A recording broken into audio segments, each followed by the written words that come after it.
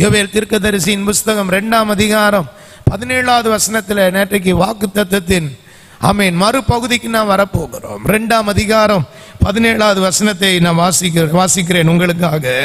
2ஆம் அதிகாரம் 17வது வசனம். கர்த்தரின் பணிவிடைக்காரராகிய ஆசாரியர்கள். எடுத்துக்கிட்டீங்களா? எல்லாரும் சேர்ந்து வாசிப்போம். மண்டபத்திற்கும் பலிபீடத்திற்கும் நடுவே அழுது, கர்த்தாவே, நீர் உமது ஜனத்தை தப்பவிட்டு புறஜாதிகள் அவர்களை பழிக்கும் நிந்தைக்கு உமது சுதந்திரத்தை ஒப்புக்கொடாதிரும். உங்கள் தேவன் எங்கே என்று புறஜாதிகளுக்குள்ளே சொல்லப்படுவானேன் என்பார்களாக. நேற்றுக்கு நான் சொன்ன 7 விதமான மக்கள் கூட்டத்தை நீங்கள் பார்க்கிறீர்கள். சபைக்குள்ளே இருக்கலாம். அந்த மக்கள் கூட்டத்தை கண்டுபிடித்த பின் அங்கே விட்டுறக்கூடாது. நீங்க இப்ப பலிபீடத்திற்கும் மண்டபத்திற்கும் நடுவே நாம் நின்று ஆழ வேண்டும். ஆண்டவருடைய சமூகத்தில் அழுது ஜெபிக்க வேண்டும். அழுது ஜெபிக்க வேண்டும். உங்க போன்ல எவ்வளவு பேருடைய கான்டாக்ட் நம்பர் இருக்குன்னு தெரியாது. அந்த கான்டாக்ட் ஒவ்வொன்றையும் நீங்க தட்டி ஜெபம் பண்ண ஆரம்பிங்க. ஊழியர்களுக்கு நான் சொல்றேன், ஆடுகளுடைய பெயர் நமக்கு நல்லா தெரிஞ்சிருக்கணும். ஆடுகளுடைய நிலை நன்றாய் நமக்கு தெரிஞ்சிருக்கணும். சபையை விட்டு ஒரு சிலர் போவாங்க, ஆனா அவங்களுக்காக நீங்க ஜெபிக்காம இருக்கக்கூடாது. தொடர்ந்து ஜெபம் பண்ணிட்டே இருங்க. போன ஆடுகளை எல்லாம் கர்த்தர் திருப்பி கொண்டு வருவார். ஒரு அல்லையா சொல்லுவோமா? ஆமென். எத்தனை பேருக்கு அந்த விசுவாசம் இருக்கு? கைகளை உயர்த்து. உங்களுக்கு தெரியும், சபையை விட்டு ஒரு சிலர் அங்கங்க போயிருப்பாங்க. அவங்கள எல்லாம் நம்ம ஜெபம் பண்ணும் பொழுது ஆண்டவர் இந்த நாட்களில் கூட்டி சேர்க்க போகிறார். இன்னைக்கு நான் இந்த கூட்டத்துக்கு இங்க வந்திருக்கிறேன். நான் சனிக்கிழமை போய் ஒரு ஐயாவுக்காக ஜெபம் பண்ணிட்டு வந்தேன். எனக்காக நீங்களும் ஜெபம் பண்ணு. இந்த 4 நாள்ல சபைக்குள்ள எந்த மரணமும் சந்திக்க கூடாது. நான் வெளியே எங்கேயாவது கூட்டத்துக்கு வந்துட்டேன்னா யாராவது இறந்துருவாங்க. உடனே நான் அந்த கூட்டத்தை விட்டுட்டு ஓட வேண்டியதா இருக்கும். இப்ப அப்படி இல்லை. ஆண்டவர் உடன் ஊழியர்களை கொடுத்துருக்கிறதுனால அவங்க பார்த்துக்கிடுவாங்க. ஆனாலும் ஜெபம் பண்ணணும். ஜீவானந்தம் என்கிற ஒரு ஐயா ரொம்ப முடியாம இருக்கிறார். அவருக்காக ஜெபிக்கிறோம். காலையிலும் ஜெபம் பண்ணோம். இன்னைக்கு காலையில் நான் ஜெபத்தில் இருக்கும்போது ஞாயிற்றுக்கிழமை பார்த்தீங்கன்னா சபைக்கு வராம ரொம்ப நாளா ஒரு 6 வருஷமா பின்வாங்கி போன ஒருவரை இரும்பு கம்பியினால அடிச்சு மண்டையை உடைச்சு இன்னைக்கு அவர் ராமச்சந்திர ஆஸ்பத்திரியில் சீரியஸா இருக்கிறார். இன்னைக்கு காலையில் எனக்கு மெசேஜ் வந்தது, நம்ம சர்ச்சை விட்டு போயிட்டாங்களே அப்படின்னு நம்ம அந்த ஆத்மாவை வெறுத்துடக்கூடாது. இன்னைக்கு காலையில் அந்த ஆத்மாவுக்காக நான் ஜெபம் பண்ணியிருக்கிறேன். துன்மார்க்கமான ஜீவியத்துக்கு போவாங்க, சர்ச்சுக்கு வரமாட்டாங்க, பாவத்தில் இருப்பாங்க. விட்டுறக்கூடாது. சொல்லுங்க, என் நம்பிக்கையை நான் விடக்கூடாது. என் நம்பிக்கை வீண் போகாது. ஹல்லேலூயா. எத்தனை பேர் சொல்லுகிறீர்கள்? ஜெபிக்கிறவருடைய ஜெபம் எவ்வளவு தூரம் போனாலும் உங்கள் பிள்ளைகளை ஆண்டவர் இழுத்து கொண்டு வருவார். எவ்வளவு தூரம் போனாலும் சரி, அந்த ஜெபத்தில் அவங்கள அந்த கயிறுல கட்டி வைக்கணும். இயேசுவின் நாமத்தினால அவங்க என்ன காரணத்தினால பிள்ளைகளோ இல்லாவிட்ட உங்க உறவினர்களோ எந்த காரியத்தினால விலகி போயிருந்தாலோ நான் சொல்லுகிறேன், நமக்கு ஒரு பெயர் வர வேண்டும். இவங்க ஜெபத்தினால் எல்லாவற்றையும் ஜெயம் எடுப்பார்கள். ஹல்லேலூயா.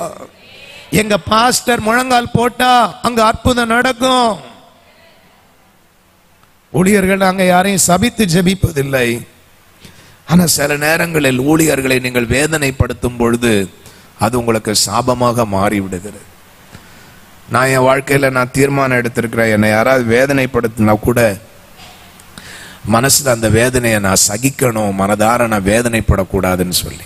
ஏன்னா நான் நிறைய ஊழியத்துல பார்த்துட்டேன், ஒரு சின்ன மனவேதனை அடைந்தாலே அடுத்த நிமிஷத்துல எங்கேயாவது கீழே விழுவாங்க, அடிபடுவாங்க, குடும்பத்துல ஏதாவது ஒண்ணு நடக்கும். அதனால உங்களை நடத்துகிறவர்கள் துக்கப்படும் விதத்தில் நீங்கள் நடக்கவே கூடாது. அவங்க உங்களுக்கு நலமானது தான் சொல்லுவாங்க, நல்ல காரியங்களை தான் போதிப்பாங்க, ஆவிக்குரிய காரியங்களை சொல்லுவாங்க. சில காரியங்கள்ல கடிந்து கொள்ளுவாங்க, புத்தி சொல்லுவாங்க. நம்ம அதை ஏற்றுக்கொள்ள வேண்டும். இப்போ ரொம்ப சாஃப்டா பேச வேண்டிய காலமாயிருச்சு. ரொம்ப கடிந்து கண்டனம் பண்ணி புத்தி சொல்லுனா தடிக்க விழுந்தா சபைகள் இருக்கு, பக்கத்துல போய் உட்கார்ந்துடுறாங்க. அதனால திருத்த வேண்டிய காரியங்களை கூட ஆண்டவருடைய சமூகத்தில் தான் சொல்லி ஜெபிக்க வேண்டியதா இருக்கிறது. நேரடியா சொல்ல முடியல. ஆண்டவர் நேரடியா பலிபீடத்திலிருந்து பேசினா கூட என்ன நினைக்கிறாங்க? பாஸ்டர் எங்களை பார்த்து தான் பேசினார் அப்படின்னு நினைக்கிறாங்க. வீடு சந்திக்கும் போது சில காரியங்கள் நீங்கள் பகிர்ந்து கொண்டிருப்பீர்கள். நீங்கள் மாற வேண்டும் என்பதற்காக ஆண்டவர் உங்களோடு கூட பேசுவார். பலிபீடத்திற்கும் மண்டபத்திற்கும் நடுவே அழுகிற ஊழியர்களுக்கு ஆண்டவர் வார்த்தைகளை கொடுப்பார். ஏன் இந்த குடும்பத்துல கஷ்டம், ஏன் இந்த குடும்பத்துல போராட்டம், பாதியை மறைச்சு பாதி உண்மையை சொல்லுவாங்க. தேவ ஊழியர்களுக்கு ஆண்டவர் முழு உண்மையும் வெளிப்படுத்துவார். அல்லேலூயா. இந்த மனைவி சொல்றதெல்லாம் உண்மை கிடையாது, அது பாதி போய். புருஷன் சொல்றதுலயும் பாதி உண்மை கிடையாது, போய். இங்க இதுதான் சத்தியம். புருஷன் மாற வேண்டியதா ஆண்டவர் இந்த பலிபீடத்திலிருந்து பேசுவார், மனைவி மாற வேண்டியதா பேசுவார். சில பிள்ளைகள் வந்து சொல்லுவாங்க அம்மா அப்பாவை பத்தி, அதுவும் 100க்கு 100 உண்மை சொல்ல மாட்டாங்க. அப்ப இந்த இடத்திலிருந்து பட்டயம் 4 பக்கமும் வீசும், பேசுகிற எங்களையும் வெட்டும். இது ஒரு பக்கம் கற்குள்ள பட்டயம் அல்ல, ஆண்டவருடைய பட்டயம் 4 பக்கமும் வெட்டும். பேசுகிற உங்களுக்கும் எங்களுக்கும் கேட்கிறவங்களுக்கும் அந்த இருபுறம் கருக்குள்ள பட்டயம் என்று சொல்லுகிறார்களே. சில நேரத்தில் கஷ்டமா இருந்தால் அதை ஏற்றுக்கொள்ள வேண்டும். உண்மையான மனம் திரும்புதல் வரும்பொழுது ஆண்டவர் சொல்லுகிறார், இரக்கம் வரும்பொழுது இழந்தவைகள் எல்லாவற்றையும் கர்த்தர் திருப்பி தரப்போகிறார். கைகளை உயர்த்துவார். அல்லேலூயா சொல்லுவோம். ஆமென். எல்லாரும் சொல்லுங்க, இரக்கத்திற்காக ஜெபிக்க வேண்டும். எதற்காக ஜெபிக்க வேண்டும்? இரக்கத்திற்காக ஜெபிக்க வேண்டும். ஆண்டவரே, வெட்டுக்கிளி பட்சித்த வருஷங்கள், பச்சை புழு தின்ற வருஷங்கள், பச்சை கிளி தின்ற வருஷங்கள், இவைகள் எல்லாவற்றையும் எங்களுக்கு கிடைக்க இரக்கத்தை தாரும் என்று ஜெபிக்கிற ஒரு கூட்டம் ஆலயத்தில் வந்து எப்பொழுதும் ஜெபித்துக் கொண்டே இருக்க வேண்டும். எப்படி ஜெபம் பண்ணினார்கள் இங்க பார்க்கிறோம். ஆமே, நீர் உமது ஜனத்தை தப்பவிட்டு புறஜாதிகள் அவர்களை பழிக்கும் நிந்தைக்கு உமது சுதந்திரத்தை ஒப்புக்கூடாதிரும். ஆண்டவரே, எங்களை நிந்தைக்கு ஒப்புக்கூடாதிரும். ஆண்டவரே, எங்கள் நிந்தையை நீக்கும். ஆண்டவரே,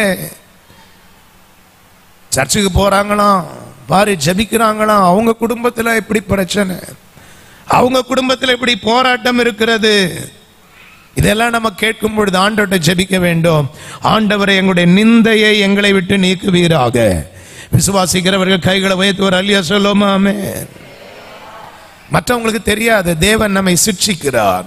தகப்பன் தான் நேசிக்கிற பிள்ளைகளை என்ன செய்கிறார்? சிட்சிக்கிறார். ஏன் சிறையிருப்பு, ஏன் கஷ்டம், ஏன் போராட்டம்? கீழ்ப்படியாமையினால் தான் அந்த சிறையிருப்பிற்குள் நாம் சென்றோம். இந்த வேதனைகள், பாடுகள் நமக்கு எதனால் வந்தது? தேவ ஊழியர்களுக்கு கீழ்ப்படியவில்லை, தேவ சத்தத்திற்கு கீழ்ப்படியவில்லை. சில நேரத்தில் வீட்டில் பிள்ளைகள் மூலமாய் ஆண்டவர் என்னோடு கூட பேசுவார். நான் பிள்ளைங்கள்ட்ட உட்கார்ந்து கேட்பேன், நீங்க என்ன சொல்றீங்க, நாங்க எல்லாம் கரெக்டா செய்யறோமா? ஊழியத்தில் நிறைய பேர் வேதனைப்படுத்துவாங்க. அப்ப என் மகள்கிட்ட ஒரு நாள் பேசிட்டு இருக்கும்போது என் மகள் சொன்னாள், டாடி, உங்களை பிசாசு வேற எந்த விதத்திலையும் காயப்படுத்த முடியாது, நீங்க எல்லாத்தையும் தாண்டி வந்துட்டீங்க, இப்ப எங்க உங்களை காயப்படுத்த முடியும்னு பிசாசுக்கு தெரியும். அது என்னன்னா, நீங்க ரொம்ப நேசிப்பீங்க பாருங்க யாராவது ஒருத்தர், அவங்கள பிசாசு எழுப்பி விடுவாங்க. நமக்கு அவங்க ரொம்ப நேசமா இருப்பாங்க, நம்ம கூட இருப்பாங்க, நமக்கு ட்ரெஸ் வாங்கி தருவாங்க, அப்படியே நகமும் சதையுமா இருப்பாங்க. அவங்க திடீர்னு ஏதாவது ஒரு குறைய சொல்லிட்டு சபையை விட்டு போவாங்க. அது எனக்கு ரொம்ப வேதனையா இருக்கும். அதுக்கப்புறமா என் மக சொன்ன பிறகு நான் அதை கண்டுபிடிச்சேன். அதுக்கு பிறகு ஆண்டவர்கிட்ட ஜெபம் பண்ண, ஆண்டவரை, இனிமேல் யாரையும் ரொம்ப அதிகமா என்ன செய்யக்கூடாது, நேசிக்க கூடாது. தப்பா நினைக்காதீங்க, எங்களுக்கு ரொம்ப அன்பு இருக்கு, உங்க மேல மனதுருக்கம் இருக்கு. ஆனா நீங்க எங்களை விட்டுட்டு போகும்போது எங்களுக்கு ஏற்படுகிற காயம் இருக்கு பாருங்க, அது பயங்கரமான காயம், பயங்கரமான காயம். ஆனா ஆண்டவர் எங்களை பழக்க வைக்கிறார். அதனாலதான் நிறைய ஊழியர்கள் ஏதாவது சொன்னா கூட அப்படி ஜெபம் பண்ணிட்டு அப்படி தூரமாவே இருப்போம், ரொம்ப கிட்ட வர மாட்டோம். சொல்லுவாங்க, எங்க வீட்டுக்கு வாங்க பாஸ்டர், அடிக்கடி சாப்பிடுங்க பாஸ்டர். நிறைய தடவை யார் வீட்டில் நான் அதிகமா சாப்பிட்டு இருக்கிறேனோ அவங்க தான் என்னை விட்டு அதிகமா விலகி போயிட்டாங்க. இப்ப அதனால யார் வீட்லயும் போய் சாப்பிடும்போது நான் ஜெபம் பண்ணிட்டே சாப்பிடுவேன். ஆண்டவரே, இவங்க என்னை விட்டு என்ன செஞ்சிடக்கூடாது, போயிடக்கூடாது ஆண்டவரே. அந்த அன்பு கண்டுபிடிச்சேன். இப்ப நான் பழகிட்டேன். ஊழியத்துல இந்த உலகத்துல எதுவுமே நிரந்தரம் இல்லை, இயேசு மாத்திரம் தான் நிரந்தரம். ஹல்லேலூயா. நல்ல சத்தமா ஒரு அல்லேலூயா சொல்லுவோம். ஹல்லேலூயா. நீங்களும் அதை பழகிக்கிடணும். நேசிக்கிற கணவர் சில நாள் நம்மளை வேதனைப்படுத்துவார். எதற்கு கற்றுத்தருகிறார் ஆண்டவர். உங்க கணவர் ஓரளவுக்கு தான் நேசிப்பார், நீ என் மேலதான் அதிகமா அன்பு வைக்கணும். மனைவி நேசிக்கிற மனைவி சில நேரம் ரொம்ப ஹார்டா நடப்பாங்க. அப்ப நீங்க கற்றுக்கொள்வீர்கள் ஆண்டவரை தான் அதிகமா நேசிக்கணும்னு சொல்லி. பெற்றோர்கள் பிள்ளைகள்கிட்ட ரொம்ப அன்பு வச்சு, ஏன்னா கணவன் மனைவி அப்புறமா அம்மா பார்த்தீங்கன்னா பிள்ளைகள்கிட்ட ரொம்ப அன்பா இருப்பாங்க. கணவரை விட்டுருவாங்க. அவர் அனாதை மாதிரி வந்துட்டு போயிட்டு இருப்பார் வீட்டுக்கு. அம்மாவும் பிள்ளைங்களும் ஒன்று சேர்ந்துருவாங்க, ஐயாவை தனியா விட்டுருவாங்க. ஸ்தோத்திரம் பண்ணுங்க. நீங்க ஆபிரகாமை போல தேவனோட சம்பாஷணை பண்ணணும். ஹல்லேலூயா. ஏனோக்கு போல தேவனோட நடக்க பழகிட்டால் இந்த 4 பேரும் திருப்பி உங்ககிட்ட சேர்ந்து வருவாங்க. கைகளை உயர்த்தி ஒரு அல்லேலூயா சொல்லுவோமா? ஆமென். நீங்க வேற நண்பர்களோட போய் சேர்ந்துடக்கூடாது. மனைவி பிள்ளைகள்லாம் ஒரு பக்கமா போயிட்டாங்க, நான் ஒரு பக்கம் போயிட்டேன், அப்படி அல்ல. நிந்தைகள் பல விதங்களில் நமக்கு வரும், வேதனைகள் பல விதங்களில் நமக்கு வரும். ஆனா பலிபீடத்திற்கும் மண்டபத்திற்கும் நடுவே நின்று ஆண்டவருடைய சமூகத்தில் ஜெபிக்கிற ஒரு கூட்டத்தை தேவன் எதிர்பார்க்கிறார். கைகளை உயர்த்தி சத்தமாய் ஒரு அல்லேலூயா சொல்லுவோம். ஆமென். சொல்லுங்கள் ஹல்லேலூயா. அவருக்கே அவ்வளவு பாடுகள் என்றால் நமக்கு பாடு வராது என்பதல்ல, உபத்திரவத்தில் பொறுமையாயிருங்கள். ஹல்லேலூயா. கூட இருந்த யூதாஸ் தான் காட்டி கொடுத்தான், முத்தம் கொடுத்தான். பேதுரு மறுதலித்து போனான். இது நமக்கு எல்லாருக்கும் ஏற்படுகிற ஒன்றுதான். எதுவும் நிரந்தரம் அல்ல.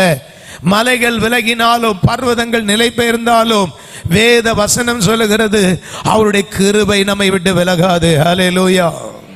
ஆண்டவர் நிச்சயம் உங்களுக்கு இரக்கத்தை செய்வார், இரக்கத்தை செய்வார். ரோமருக்கு எழுதின நிருபம் 8ஆம் அதிகாரம் 32வது வசனத்தில் பவுல் சொல்லும்போது சொல்லுகிறான், வாசியுங்கள். ரோமருக்கு எழுதின நிருபம் 8ஆம் அதிகாரம் 32வது வசனத்திற்கு நேராக நாம் திருப்புவோமாக. ரோமர் 8:32.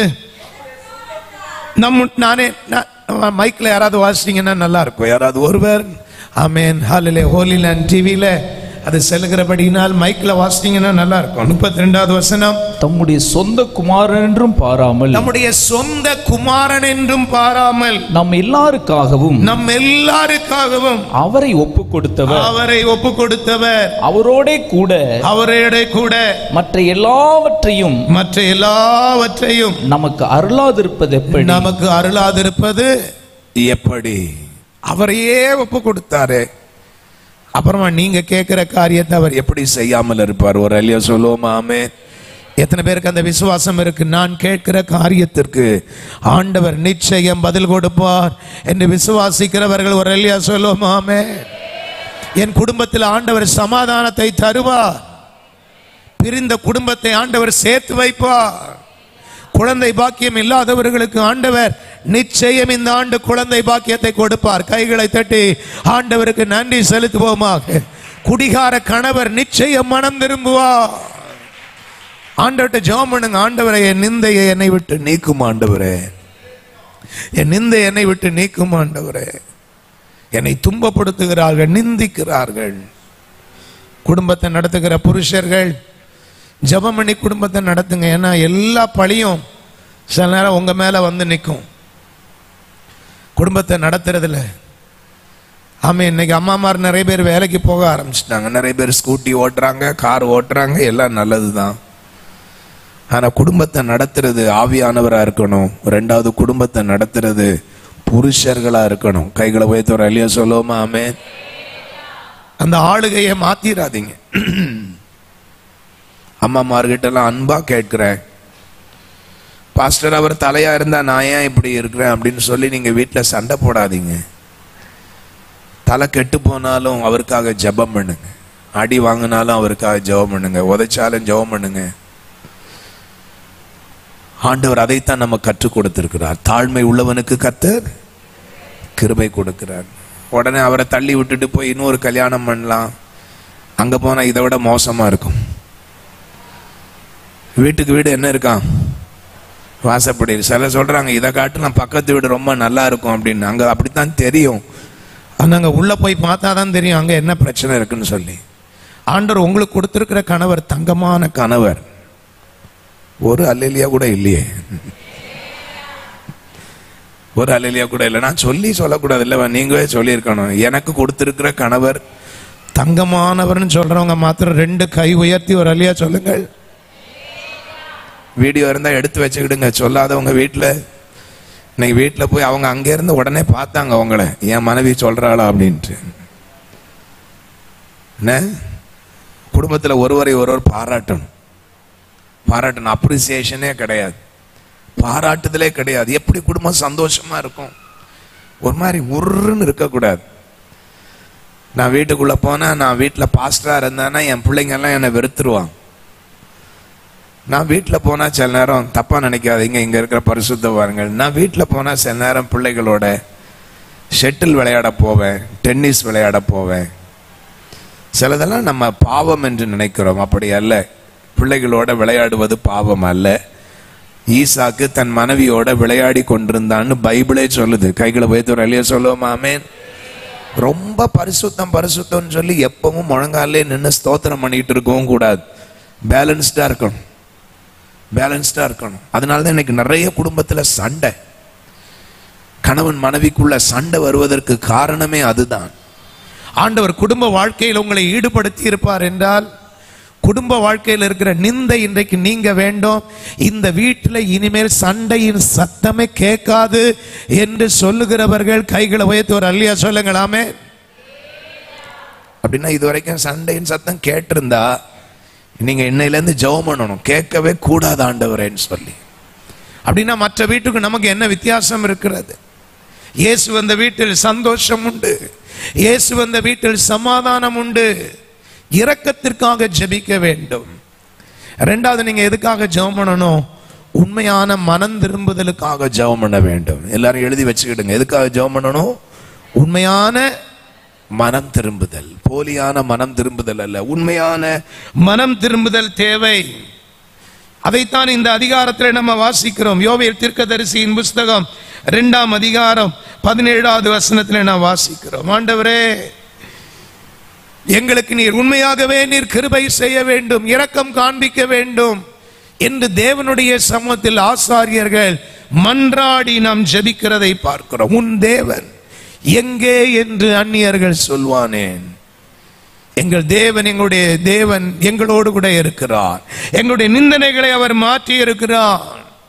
வல்லமையான ஜெபத்தின் மூலமாக ஆண்டவர் உங்கள் குடும்பத்திற்குள்ளே ஒரு பெரிய எழுப்புதலை கத்தர் கொடுக்க போகிறார். அவருடைய நாமம் உயர்த்தப்பட போகிறது. ஒரு அல்லையா சொல்லுவோமா? ஆமென். தேவனுடைய வல்லமை நீங்கள் வெளிப்படுத்தி காண்பிப்பீர்கள். அதைத்தான் ஆண்டவர் சொல்லுகிறார். ஆமென். ஹல்லேலூயா. 18வது வசனத்தில் நாம் வாசிக்கிறோம், அப்பொழுது கர்த்தர் தமது தேசத்திற்காக அவர் என்ன செய்வாராம்? வைராக்கியம் கொண்டு தமது ஜனத்தை என்ன செய்வாராம்? கடாட்சிப்பார் என்று சொல்லப்பட்டு, நாம் ஜெபிக்கும் பொழுது தேசத்திற்காக வைராக்கியம் கொள்ளுகிற ஒரு தேவன் இருக்கிறார். நம் ஆண்டவருடைய சமூகத்தில் 2ஆம் அதிகாரம் 27வது வசனத்திலே நாம் வாசிக்கிறோம், நான் இஸ்ரவேலின் நடுவில் இருக்கிறவர் என்றும் நானே உங்கள் தேவனாகிய கர்த்தர், வேறொருவர் இல்லை என்றும் அறிந்து கொள்வீர்கள். என் ஜனம் ஒருபொழுதும் வெட்கப்பட்டு போவதில்லை. கைகளை வைத்து ஒரு அல்லையா சொல்லுவோம். ஆமென். சத்தமாய் சொல்லுங்கள். ஹல்லேலூயா. ஆண்டவர் நம்மை வெட்கமடைய விடமாட்டார். தேவன் யார் என்பதை ஆண்டவர் நிரூபித்து காண்பிப்பார். நிந்தித்தவர்களுக்கு முன்பதாக, ஆமென், பரிகாசம் பண்ணினவர்களுக்கு முன்பதாக, யாரெல்லாம் உங்களை ஓரம் கட்டினார்களோ அவர்களுக்கு முன்பதாக ஆண்டவர் யார் என்பதை அவர் நிரூபித்து காண்பிக்க போகிறார். நானும் தேவனும் என்னோடு கூட இருக்கிற ஆண்டவர் உலகத்தில் இருக்கிற சாத்தானை காட்டிலும் அவர் பெரியவராயிருக்கிறார். ஹல்லேலூயா. நமக்கும் தேவனுக்கும் இடையே ஒரு நல்ல உறவு ஏற்பட்டிருக்கிறது. கரங்களை தட்டி ஆண்டவருக்கு நன்றி செலுத்துவோம். நிந்தையை மாற்றுகிற இயேசு நம் முன்னே இறங்கி வந்திருக்கிறார். பாவம் செய்தவர்களே நம்மை குற்றம் சாட்டுகிற உலகத்தில் நாம் வாழ்கிறோம். தவறு செய்தவர்களே நம்மை குற்றப்படுத்துவார்கள், தவறு செய்துவிட்டு குற்றப்படுத்துவார்கள். ஆனா ஆண்டவர் சொல்லுகிறார், உங்களில் பாவம் இல்லாதவன் முதலாவது என்ன செய்ய கடவன்? கல்லறிய கடவன். நீங்க ஆண்டவருடைய பாதத்தில் வந்து விழுந்து விட்டால் ஆண்டவர் சொல்லுகிறார், ஹல்லேலூயா, இனிமேல் நீ பாவம் செய்யாதே. ஹல்லேலூயா. இதுவரைக்கும் இருந்ததெல்லாம் ஆண்டவர் மன்னித்து விடுகிறார். ஹல்லேலூயா. ஆண்டவர் சொல்லுகிறார், இனிமேல் தகப்பன் வீட்டிற்கு வந்து விட்டீர்கள், ஆண்டவர் ஒரு பெரிய விருந்தை ஆயத்தம் பண்ணுகிறார். விசுவாசிக்கிறவர்கள் ஒரு அல்லேலூயா சொல்லுவோமா? ஆமென். கடந்த கால வாழ்க்கையை மறந்து விடுங்கள், கடந்த கால வாழ்க்கையை மறந்து விடுங்கள். ஆன்லைன்ல கூட அந்த சகோதரி கேட்டுக்கிட்டு இருக்கலாம், கணவர் இறந்து விட்டார், 2 பிள்ளைகளோட மெட்ராஸ்க்கு வந்தாங்க, பாரம்பரிய சபையை சார்ந்தவங்க. எப்படி ஆண்டவர் அவங்கள கொண்டு வந்து எங்க சபையோட கனெக்ட் பண்ணாங்கன்னு தெரியாது. சின்ன சின்ன பிள்ளைகள், 2 பிள்ளைகள், இளம் வயதுல கணவர் இறந்துட்டாங்க. ரொம்ப அழகா இருப்பாங்க. சென்னை பட்டணத்துல பெண்கள் விதவைகள் ஆகிட்டா பரிசுத்தமா அழுவது ரொம்ப கடினம். அவங்க சொன்ன சாட்சி, ஒரு சபையை ஆண்டவர் எதுக்காக வைத்திருக்கிறார்? சபை என்பது ஒரு அடைக்கல பட்டணம். ஒரு அல்லேலூயா சொல்லுவோமா? ஆமென். நீங்க சபைக்குள்ள வந்துட்டீங்க, ஒரு நல்ல மேய்ப்பர் உங்களுக்கு இருக்கிறார், நல்ல ஆலோசனை சொல்ற இடம், நல்ல சத்தியத்தை போதிக்கிற இடமா இருந்தா நீங்க வழி தவறி போகவே மாட்டீர்கள். இளம் வயதுல கணவர் இழந்ததுனால உற்றார் உறவினர்கள் எல்லாம் ஒதுங்கிட்டாங்க. நல்லா இருக்கும்போது எல்லாரும் நம்ம கூட இருப்பாங்க, அதுதான் உலகம். நமக்கு ஒரு இழப்பு என்றால் நம்ம கிட்ட வந்தா நம்ம காசு கேட்போம், பணம் கேட்போம்னு உலகம் நம்ம ஒதுக்கி தள்ளிரும். ஆனா அந்த நேரம் தான் இயேசு நம்ம கிட்ட நெருங்கி வருவார். ஹல்லேலூயா. எத்தனை பேர் அதை உணர்ந்திருக்கிறீங்க? கைகளை உயர்த்தி சொல்லுங்கள். யார் என்னை கைவிட்டாலும் இயேசு என்ன செய்ய மாட்டார்? கைவிடவே மாட்டார். மைனர் கொடுங்க பாப்போம். ஹல்லேலூயா சொல்லுங்க. இந்த ஒரு பாட்டு தெரிந்தவர்கள் என்னோட கூட சேர்ந்து பாடுங்கள். யார் என்னை கைவிட்டாலும் இயேசு என்ன செய்ய மாட்டார்? கைவிடவே மாட்டார். சொல்லுங்கள். ஹல்லேலூயா, ஹல்லேலூயா. யார் என்னை கைவிட்டாலும் இயேசு கைவிட மாட்டார். யார் என்னை கைவிட்டாலும் இயேசு கைவிட மாட்டார். கைவிட மாட்டார், கைவிட மாட்டார், கைவிடவே மாட்டார். நல்ல கை தட்டி பாடுங்கள். இயேசு கைவிடவே. யார் என்னை கைவிட்டாலும், யார் இயேசு. நல்ல பாடுங்கள். யார் என்னை, ஆமென், இயேசு கைவிட மாட்டார். வேதனை துன்பம் நெருங்கும் போதெல்லாம், வேதனை துன்பம் நெருங்கும் போதெல்லாம் வேண்டிடுவேனே என்னை காத்திடுவாரே. வேண்டிடுவேனே என்னை காத்திடுவாரே. யார் என்னை கைவி. நல்ல கைதடி பாடுங்கள்.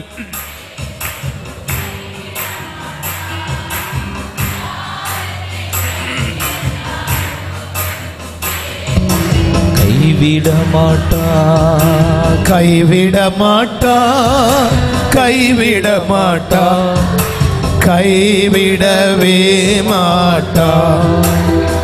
இயேசு கைவிடவே மாட்டா. சத்தமா ஒரு அல்லேலூயா சொல்லுவோமா? ஆமென். விசுவாசத்துல பிள்ளைகளை படிக்க வைத்தாங்க. நான் ஜீவனுள்ள சாட்சி, இதெல்லாம் நான் சொல்றதெல்லாம் பொய் அல்ல. பிள்ளைகளை படிக்க வச்சாங்க, பரிசுத்தமா வாழ்ந்தாங்க, பெண்களோட சேர்ந்து நல்லா ஊழியம் செய்வாங்க. வெள்ளிக்கிழமை, அப்பெல்லாம் வியாழக்கிழமை பெண்கள் ஆராதனை, தவறாமல் என் மனைவி நடத்துகிற அந்த பெண்கள் ஆராதனைக்கு வருவாங்க. சத்தியத்தை கேட்டாங்க. சத்தியத்தை அறிவீர்கள், சத்தியம் உங்களை விடுதலை. ஒரு வாழ்க்கை போதும் பாஸ்டர். ஏன்னா சின்ன வயசுல இன்னொரு இப்போதான் டைவர்ஸ்ட் ஆனவங்களுக்கு உடனே கல்யாணம், இதெல்லாம் இன்னைக்கு எனக்கு வேண்டாம். அந்த வாழ்க்கை அந்த பிள்ளைகளுக்காக வாழ்ந்தார்கள். மகளை படிக்க வச்சாங்க, மகனை படிக்க வச்சாங்க, இன்ஜினியரிங் படிக்க வச்சாங்க. எப்படின்னு தெரியாது. ஆண்டவர் எப்படி தேவைகளை சந்தித்தார் என்று எனக்கு தெரியாது. ஆண்டவரை நம்பினாங்க, படிக்க வச்சாங்க. இன்னைக்கு பையன் சவுதியில் வெளிநாட்டில் இருக்கிறான். எங்க சர்ச்சினுடைய கீபோர்ட் அந்த மகன் வாங்கி கொடுத்தது. ஒரு அல்லையா சொல்லுவோமா? ஆமே. சதமா ஒரு அல்லையா சொல்ல. ஹல்லேலூயா. முதல் மாத சம்பளம் 80,000 ரூபா. அப்படியே கொண்டு வந்து கீபோர்டு வாங்கி கொடுத்தாங்க. சர்ச்சில் இருக்கிற பிள்ளையோட கூட நல்ல திருமணம் நடந்தது. 2 பிள்ளைகளோட இன்னைக்கு சவுதியில சந்தோஷமா மகன் அங்க இருக்கிறான், மகள் இங்க தான் கன்னியாகுமரியில் இருக்கிறான். மருமகன் ஐடி படித்தவர் திருவனந்தபுரத்தில் வேலைக்கு போறாரு, வர்றாரு. இப்படி நான் சொல்லுவேன், எண்ணற்ற மக்கள் ஆசீர்வாதம் பெற்றிருக்கிறார்கள். கர்த்தரை நம்பினவர்கள் ஒரு நாளும் வெட்கப்பட்டு போவதே இல்லை. ஹல்லேலூயா. கைகளை தட்டி ஆண்டவருக்கு நன்றி சொல்லுங்க. விதவைகளை கைவிடாத தேவன் ஒருவர் இருக்கிறார். கைகளை தட்டி ஆண்டவருக்கு நன்றி சொல்லுவோம். திக்கற்ற பிள்ளைகளுக்கும் விதவைகளுக்கும் அவர் சகாயராய் இருக்கிறார். ஆண்டவர் சொல்லி இருக்கிறார், நான் உங்களை திக்கற்றவர்களாக விடேன் என்று சொல்லி இருக்கிறார். நீங்க ஆண்டவருடைய பாதத்தில் உடைந்து ஜெபிக்க கற்றுக்கொள்ள வேண்டும். மனுஷனை நம்பி மனுஷன் போய் பிரச்சனையை சொல்லிட்டு இருக்க கூடாது. யோவான் எழுதின சுவிசேஷம் 12ஆம் அதிகாரத்தில் வாசிக்கிறோம். அந்த விலையேற பெற்ற பரிமள தைலத்தை அவள் ஆண்டவருடைய பாதத்தில் கொண்டு வந்து என்ன செய்தாலாம்? உடைத்தாள், ஊற்றினாள், தலைமயிரினால் தொடைத்தாள். இது எதை காண்பிக்கிறது? ஆண்டவர் மேல் அவள் வைத்திருந்த அன்பை காண்பிக்கிறது. உடையணும் ஆண்டவருடைய சமூகத்தில். நான் சாட்சி சொன்னா வசனத்தை விட்டுருவேன். ஆண்டவர் நிறைய சாட்சிகளை என் மனதில் ஞாபகப்படுத்திக்கிட்டே வருகிறார். மெட்ராஸ்க்கு வந்து நம்ம ஊர் பிள்ளை தான் லவ் பண்ணி ஒருவரை கல்யாணம் பண்ணி, அவன் பயங்கரமா ஜிம் பாடி பில்டிங் எல்லாம் பண்ணி டிஷர்ட் எல்லாம் போட்டு பயங்கரமா ஆள் இருக்கிற பார்த்து கல்யாணம் பண்ணான். குழந்தை பிறந்ததுமே 6 மாசத்துல அந்த பிள்ளைய அடிச்சு சித்திரவதை செய்ய ஆரம்பிச்சிட்டான். இப்போ எங்க சர்ச்சு பரவாயில்ல, கொசு கிடையாது. அந்த நாட்களில் ஷெட்டில் இருந்தப்ப காலையில பார்த்தா, விடிய கால 5 மணி ஜெபத்துக்கு பார்த்தா ஒரு பிள்ளை கேட்ல 6 மாத குழந்தையோட உட்கார்ந்து இருக்கிறா. என்னமன்னு கேட்டா, என் வீட்டுக்காரர் என்னை வீட்டில் இருந்து அடிச்சு விரட்டிட்டார். நம்ம கன்னியாகுமரியில் இருக்கிற பிள்ளைகளுக்கு நான் சொல்றேன், மெட்ராஸ்ல படிக்க வந்தீங்கன்னா படிச்சுட்டு பத்திரமா ஊருக்கு வந்து சேர்ந்துடணும். அம்மா அப்பாவுக்கு கீழ்ப்படிஞ்சு அம்மா அப்பா பார்க்குற பிள்ளைகளை கல்யாணம் பண்ணி வாழணும். இப்படி நல்லா அழகா இருக்கிறான், நல்ல கூலிங் கிளாஸ் போட்டிருக்கிறான், புல்லட்ல வர்றான், இப்படி எல்லாம் பார்த்து அழகையிலையும் ஆள் தோற்றத்திலேயே விழுந்தீங்கன்னா அநேகருடைய நிலைமை இன்னைக்கு எப்படித்தான் இருக்கு. 6 மாத குழந்தையோட சர்ச்சுக்குள்ள வந்தா, அந்த சர்ச்சில் அந்த பிள்ளைய போட்டுட்டு அழுதாள், ஜெபம் பண்ணினாள். நான் சொன்னேன், அம்மா அப்பா சொல்ற பேச்செல்லாம் கேட்காம மாட்டிக்கிட்ட, உன் புடவை முள்ளுல சிக்கிருச்சு, அவசரப்பட்டு என்ன செய்ய முடியாது, புடவை எடுக்க முடியாது, மெதுவாதாம எடுக்க முடியும். ஆலோசனை சொல்லி சொல்லி அந்த மகனை கூப்பிட்டு அவனுக்கு ஆலோசனை சொல்லி, இது உனக்கு சாபமா மாறிடும், குடி பழக்கம் வந்துருச்சு. பல பெண்களோடு கூட சேர்ந்து வாழ ஆரம்பித்தான் வாலிப வயதுல. அன்பான தேவ பிள்ளைகளை ஆலோசனை சொல்லி சொல்லி ஆண்டவர் அந்த மகனை விடலை. இந்த மகளுடைய கண்ணீரின் ஜெபத்தை கேட்டு ஆண்டவர் அவனை சிரிச்சித்து புடமிட்டு, ஒரு நாள் பார்த்தா கால் உடைஞ்சு மாடியில நிக்கிறான். நான் கூப்பிட்டு சொன்னேன், இனிமேலாவது மனம் திரும்பு, உன் மனைவியை சந்தோஷமா வைத்துக்கொள். கர்த்தர் உன்னை அடிக்கடி சின்ன சின்ன காரியங்களை சிரிச்சிக்கிறார், நீ என்னைக்காவது மனம் திரும்புன்னு சொன்ன. உண்மையாய் மனம் திரும்பின அவனை, அந்த குடும்பத்தை கர்த்தர் ஆசீர்வதித்திருக்கிறார். ஒரு இல்லையா சொல்லுவோமா? ஆமென். அவசரப்பட்டு வீட்டுக்கு வந்துடக்கூடாது, பிள்ளைய தூக்கிட்டு அம்மா வீட்டுக்கு வந்துடக்கூடாது. ஊழியர்கள் சொல்லுகிற ஆலோசனை கேட்கணும். அவசரப்பட்டு தீர்மானம் எடுத்தீங்க இல்லையா? அப்ப பொறுமையா இருக்கணும், உபத்திரவத்துல பொறுமையா இருக்கணும். ஆண்டவர் நம்ம கற்று தருகிற பாடம். அப்படி யாராவது அம்மா வீட்டுக்கு வந்திருந்தீங்கன்னா ஜெபம் பண்ணி, இந்த நாளில் ஆண்டவர் உங்கள் குடும்பத்தை சேர்த்து வைப்பாராக. ஒப்புரவாக்குதலின் தேவன் நம்முடைய தேவனாய் இருக்கிறார். கைகளை வைத்து ஒரு அல்லியா சொல்லுவோமா? ஆமென். இரக்கம் கிடைக்கும். உண்மையான மனம் திரும்புதல் வரும் என்றால் ஆண்டவர் இழந்ததை எல்லாவற்றையும் அவர் திருப்பி தர அவர் உண்மை உள்ளவராய் இருக்கிறார். ஆண்டவர் ஒரு நாளும் நம்மை கைவிடவே மாட்டார். பாவத்தை தேவன் வெறுக்கிறவராய் இருக்கிறார். 2ஆம் அதிகாரம் 12வது வசனம் 13வது வசனத்தில் ஆண்டவர் சொல்லுகிறார், நீங்கள் இப்பொழுதே உபவாசத்தோடும், யோவேல் 2:12-13, இப்பொழுதே உபவாசத்தோடும் அழுகையோடும் புலம்பலோடும் முழு இருதயத்தோடும் என்னிடத்தில் திரும்புங்கள் என்று கர்த்தர் சொல்லுகிறார். 13வது வசனத்தில், நீங்கள் உங்கள் வஸ்திரங்களை அல்ல, எல்லாரும் வாசியுங்கள். உங்கள் இருதயங்களை கிழித்து உங்கள் தேவனாகிய கர்த்தரிடத்தில் திரும்புங்கள். அவர் இரக்கமும் மன உருக்கமும் நீடிய சாந்தமும் மிகுந்த கிருபையும் உள்ளவர். அவர் தீங்குக்கு என்ன செய்கிறாராம்?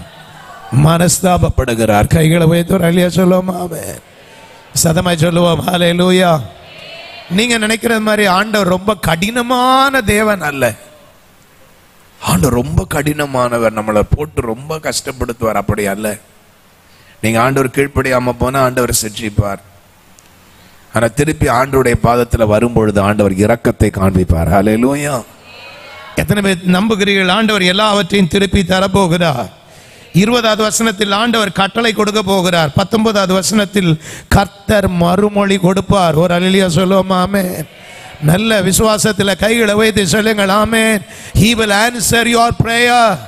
ஆண்டவர் மறுமொழி கொடுத்து சொல்லுகிறார் தமது ஜனத்தை நோக்கி, இதோ நான் உங்களை இனி புறஜாதிகளுக்குள்ளே நிந்தையாக வைக்காமல், கைகளை தட்டி இந்த ஆண்டில் ஆண்டவர் என்னுடைய நிந்தையை புரட்டி தள்ளுகிறார்.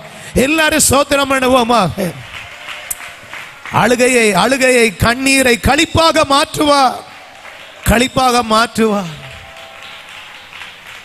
களிப்பாக மாற்றுவார். சிலர் நான் சொல்றத கேட்டிருக்கிறேன். சாப்பிடும் பொழுது கண்ணீர் சாப்பாடோட இணைந்து போன நாட்கள் உண்டு. எனக்கு அப்படிப்பட்ட அனுபவங்கள்லாம் இருக்கு. சாப்பிடும்போது கண்ணீர் அப்படியே சாப்பாட்டில் விழும். ஆனா அதெல்லாம் வீணாய் போகாது. நான் சபைக்கு கற்றுக் கொடுத்த பாடங்களில் ஒன்று, வார்த்தையை காட்டிலும் கண்ணீருக்கு அதிக வல்லமை உண்டு. சொல்லுங்க, கண்ணீருக்கு அதிக வல்லமை உண்டு. ஹல்லேலூயா.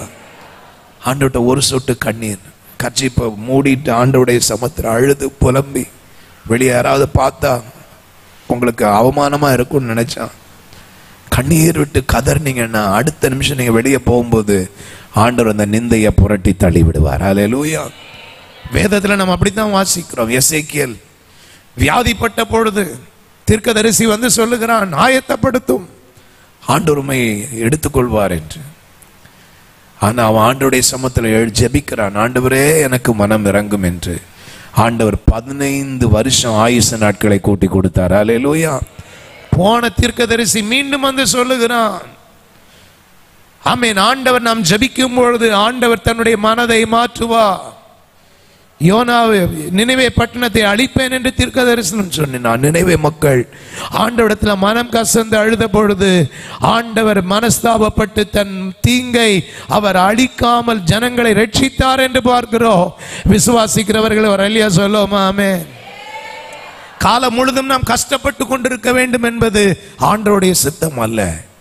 இரக்கத்தை ஆண்டவர் காண்பிப்பார். மீண்டும் இழந்ததை எல்லாம் கர்த்தர் திருப்பி தரப்போகிறார். இந்த ஆண்டு நாம் விசுவாசிப்போம், ஆண்டவர் இழந்ததை எல்லாவற்றையும் கர்த்தர் எனக்கு திருப்பி கொடுக்க போகிறார். ஹல்லேலூயா. இருதயத்தை கிழித்து ஆண்டவரிடத்தில் மனம் திரும்புவோமாங்க. ஆண்டவர் சில நேரத்தில் நம்மளை உடைப்பார். நம்ம எல்லாம் சாதாரணமான ஆட்கள் இல்லை. என்ன நான் சொல்றேன், நான் சாதாரணமான ஆட்கள் அல்ல.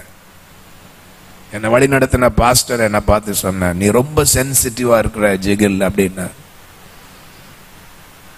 எனக்கு கோபம் மூக்கில் தான் வரும். எல்லாரும் மூக்கை தொட்டு பாருங்க, கோபம் சிலருக்கு எங்க வரும்? மூக்கில் வரும். சிலருக்கு கோபம் வந்தா காது என்ன செய்யும்?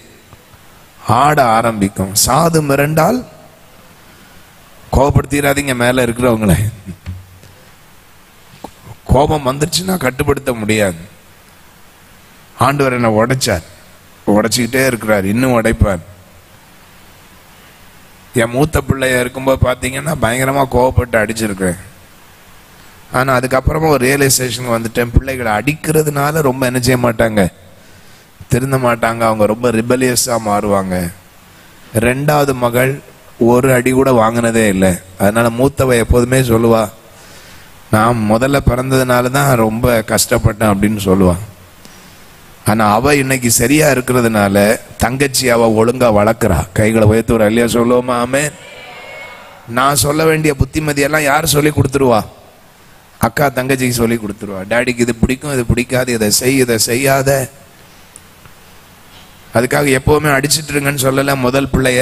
இந்த காலம் ரொம்ப மோசமா இருக்கு. அந்த நாட்கள்ல எங்க அண்ணன் எல்லாம் சொல்றத பார்த்துருக்குறேன். ஊர்ல பனிஷ்மெண்ட் என்னன்னா, தப்பு பண்ணா கொண்டு போய் நம்மளை எதிர பிடிச்சு கட்டிடுவாங்களாம்.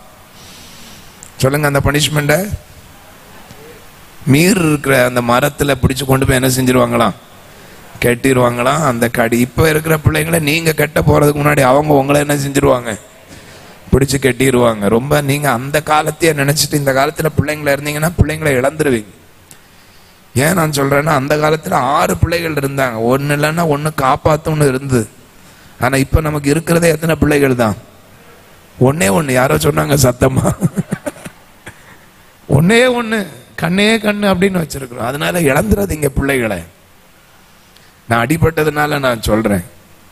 மூத்த மகள் கொஞ்சம் அப்படி இப்படி போய் இப்போ அவள்கிட்ட நான் ரொம்ப பாசமா இருந்து அவளை அன்பால தேற்றிக்கிட்டு அவளோட நான் ரொம்ப நெருக்கமா இருக்கேன். விலகி போனா ஊழிய குடும்பத்தில் இருக்கிற பிள்ளைகளே சில நேரம் நம்ம ரொம்ப ஹார்ஷா இருப்போம் பிள்ளைங்கள்ட்ட. ஊழியர்களுடைய பிள்ளைகளுங்க இருக்கிறோம், நமக்கு ஒத்தாசையா நிற்பது கடைசியில நம்முடைய பிள்ளைகளும் நம்முடைய மனைவியும் தான்.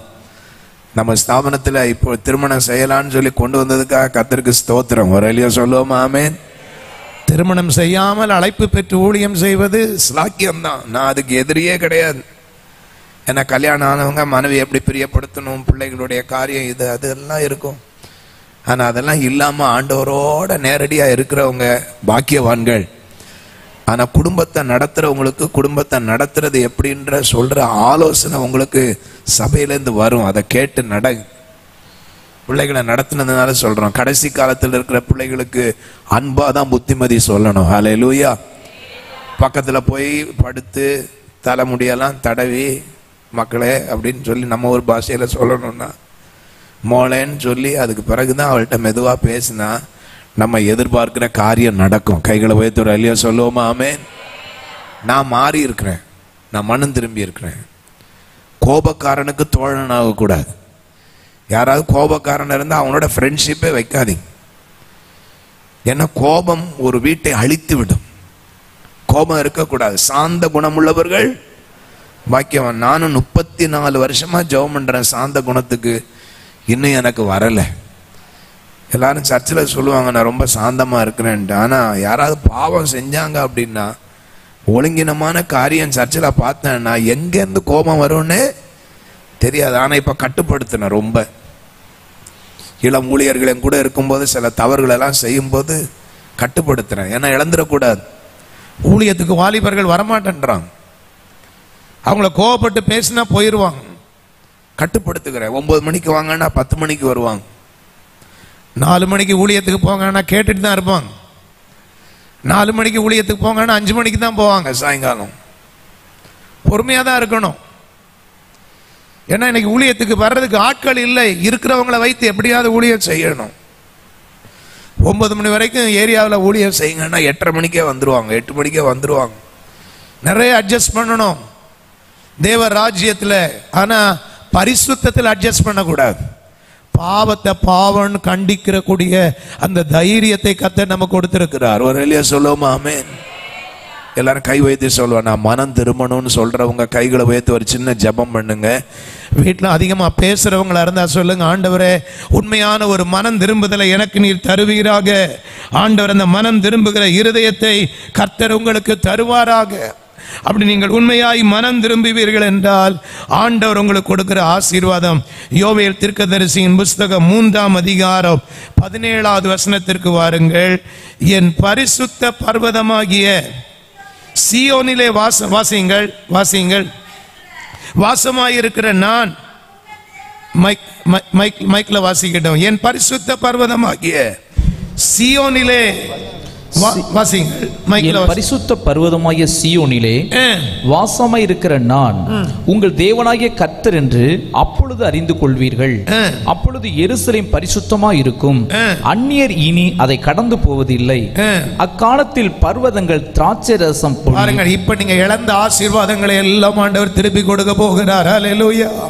அப்பொழுது பர்வதங்கள் திராட்சரசத்தை பொழியும், மலைகள் பாலாய் ஓடும். மலைகள் பாலாய் ஓடும், யூதாவின் ஆறுகள் எல்லாம் பிரவாகித்து ஓடும், பிரவாகித்து ஓடும். ஒரு ஊற்று கர்த்தருடைய ஆலயத்திலிருந்து புறப்பட்டு சித்தீம் என்னும் பள்ளத்தாக்கை நீர் பாய்ச்சலாகும். கைகளை தட்டி ஆண்டவருக்கு நன்றி செலுத்துவோமா எல்லாரும்? ஹல்லேலூயா. வறட்சி எல்லாம் மாற போகிறது. எல்லா சத்தமாய் ஒரு அல்லேலூயா சொல்லுவோம். ஹல்லேலூயா. We are blessed people. We are blessed people. ஆவியானவர் சொல்லுகிறார், வனாந்தரம் எல்லாம் செழிப்பாய் மாற போகிறது. அது எப்ப மாறும் தெரியுமா? உண்மையான மனம் திரும்புதல் வரும் பொழுது. ஆண்டவர் சொல்லுகிறார், பரிசுத்த நாளை நியமியுங்கள், உபவாசத்தை கூட்டுங்கள். ஆசாரியர்களே, பலிபீடத்திற்கு மண்டபத்திற்கு நடுவே நின்று அழுங்கள். ஊழியத்தில் அதிகமான நேரம் ஜெப நேரமாய் மாறட்டும். தேவனுடைய சமூகத்தில் நம் மன்றாடி ஜெபம் பண்ணுவோமாக. மீண்டும் மீண்டும் ஆண்டவர் ஞாபகப்படுத்துகிறார், சபையில ஒரு நோட்டு இருக்கட்டும், விசுவாசிகளுடைய பேர், அவங்களுடைய ஊர், முழு அட்ரஸ் எடுத்து வைக்காதீங்க, போன் நம்பர் எடுத்து வைக்காதீங்க. நான் செய்யறத நான் சொல்றேன். 5454 பேருக்காக நான் ஸ்தோத்திரம் பண்ணணும். எவ்வளவு பேருக்காக? 5454 பேர். கூடிட்டே போதும். ஒரு குடும்பத்துக்கு 4 பேர். 2452 குடும்பத்தினர் சபையில சேர்க்கப்பட்டிருக்கிறார்கள். ஆனா எல்லாரும் இருக்கிறாங்கன்னு பாத்தீங்கன்னா இப்ப இருக்கிற இடம் பத்தாது எனக்கு. வருவாங்க போவாங்க. ஆனா நான் எல்லாருக்காக ஜெபம் பண்ணிட்டே இருக்கேன், ஸ்தோத்திரம் பண்ணிட்டே இருக்கேன். ஏன்னா மெட்ராஸ் அப்படித்தான். வருவாங்க, டிரான்ஸ்ஃபர் ஆகி வருவாங்க, படிப்பாங்க, பிள்ளைங்க படிச்சு முடிச்ச உடனே கல்லூரி பிள்ளைங்க போயிடுவாங்க. இங்க மாதிரி நிரந்தரமா மக்கள் தங்கி இருக்கிற மக்கள் அங்க இருக்க மாட்டாங்க ரொம்ப. ஆனா நான் எல்லாருக்காக ஜெபம் பண்றேன். புது ஆத்துமாக்கள் வருவாங்க, டிரான்ஸ்ஃபர் கிடைக்கும், போகும். ஆனா எல்லாருக்காக நான் ஸ்தோத்திரம் பண்றேன். போகிற வருகிற இடங்கள்ல ஸ்தோத்திரம் பண்ணுகிறேன். அந்த ஸ்தோத்திர ஜெபம் மக்களுக்கு விடுதலை கொண்டு வர. ஹல்லேலூயா. நிறைய ஊழியர்கள் பின்னாடி இருக்கிறாங்க. நம்ம காலையில ஆண்டவருடைய சமத்துல முழங்கால நின்று மக்களுக்காய் செய்கிற ஸ்தோத்திரம் சபைக்கு ஆசீர்வாதத்தை கொண்டு வர. ஹல்லேலூயா. ஆரோனை காட்டின ஆண்டவர் அதற்காகத்தான் வைத்திருக்கிறார். கைகளை நீட்டி ஆராதனை முடியும் பொழுது உங்களை ஆசீர்வதிக்கிறாரு. கர்த்தர் உங்களை ஆசீர்வதித்து காக்க கடவர்.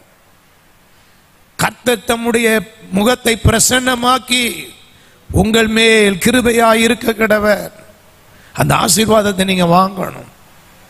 ஏன்னா அவங்க தேவனோடு கூட நெருங்கி வாழ்வதற்காக பிரித்தெடுத்திருக்கிறார் ஆண்டவர், பிரதிஷ்டை செய்திருக்கிறாங்க. அவங்க ஜெப நேரம் அதிகமா ஆண்டவரோட இருக்கு, தேவனோட உறவாடுகிறார்கள். அவங்களோட உங்களோட ஐக்கியம் இருக்கணும். சொல்லுங்க, ஆண்டவரோட ஐக்கியம் இருக்கணும். இரண்டாவது, சபையின் மேய்ப்பர்களோடு நமக்கு நல்ல ஐக்கியம் இருக்க வேண்டும். ஹல்லேலூயா. கனெக்ஷன் இருக்கணும். ஊழியர்கள் நான் சொன்னேன் இல்லையா, உங்களை விட்டு கொஞ்சம் தூரமா தான் இருப்போம். ஆனா நீங்கள் நெருக்கமா வரணும். ஜெபம் பண்ணுங்க, எங்களுக்கு வீட்டுக்கு வாங்க, எங்க வீட்டுக்கு வாங்க பாஸ்டர். வருஷத்துல ஒரு தடவையாவது ஆசாரியருடைய கால்கள் உங்க வீட்டுல படும் பொழுது உங்க வீட்டுல இருக்கிற சாபங்கள் எல்லாம் நீங்கும். ஹல்லேலூயா. ஆமென். ஹல்லேலூயா. ஊழியக்காரிகள் எனக்கு நல்லா ஞாபகம் இருக்கு. கிருபாசனத்துல இருந்த நாட்கள்ல பாவம் பயங்கர ஒரு அந்த சாரி வாங்கி எத்தனை வருஷம் இருக்கும்னு தெரியாது. இப்பெல்லாம் புதுசா கட்டிட்டு இருக்கீங்க, வெள்ளையா இருக்கு. அந்த வெள்ளை சாரி பழுப்பு கலர்ல மாறி இருக்கும். காலில் செருப்பு இருக்காது. ஏன்னா ஒரு பைபிளையும் எடுத்துட்டு அப்படியே நடந்து வருவாங்க. ஏன்னா வேடச்சேரியில இறங்கி ஆதம்பாக்கத்துக்கு நடந்து வருவாங்க. நடந்து வரும்பொழுதே இடுப்புல கையை பிடிச்சிட்டு தான் வீட்டுக்குள்ள வருவாங்க. வந்து எங்க அம்மாட்ட சொல்லுவாங்க, கிண்டி அம்மா நான் சாப்பிட்டு 3 நாள் ஆச்சு அப்படின்வாங்க. நான் இதை கேட்டுக்கிட்டே இருப்பேன். நாங்களே ஒரு ஓலை வீட்டில் இருக்கோம், மிகவும் வறுமை. ஆனா எங்க அம்மா பாருங்க, அந்த ஊழியக்கார அம்மாவுக்காக சோப்பு பருப்பு எங்களுக்கு வாங்குறது மாதிரியே அந்த சகோதரியே எங்க குடும்பத்துல ஒரு சகோதரியா நினைச்சு எங்களுக்கு சோப்பு வாங்கினா அவங்களுக்கு ஒரு சோப்பு, துணி துவைக்கிறதுக்கு ஒரு சோப்பு. இப்பெல்லாம் நீங்க அரிசி ஒரு பிடி அரிசி எடுத்து வச்சு கலர் கலரா அரிசியை கொடுக்காதீங்க, கரெக்டா ஒரு மூட்டை அரிசி வாங்கி அவங்களுக்கு கொடுத்துருங்க. ஆனா அந்த நாட்கள் எங்களுடைய குடும்பம் ஏழையா இருந்ததுனால போய் 1 கிலோ 2 கிலோ அரிசி வாங்கிட்டு வரோம். ஒவ்வொரு நாளும் வேற வேற அரிசியா இருக்கும். அதுல ஒரு பிடி அரிசி எடுத்து அந்த ஊழியக்கார அம்மாவுக்கு ஒருபடி அரிசி 30 நாள் ஆன உடனே அந்த பையன் நிரம்பும். அதை வாங்குறது கரெக்டாக வருவாங்க.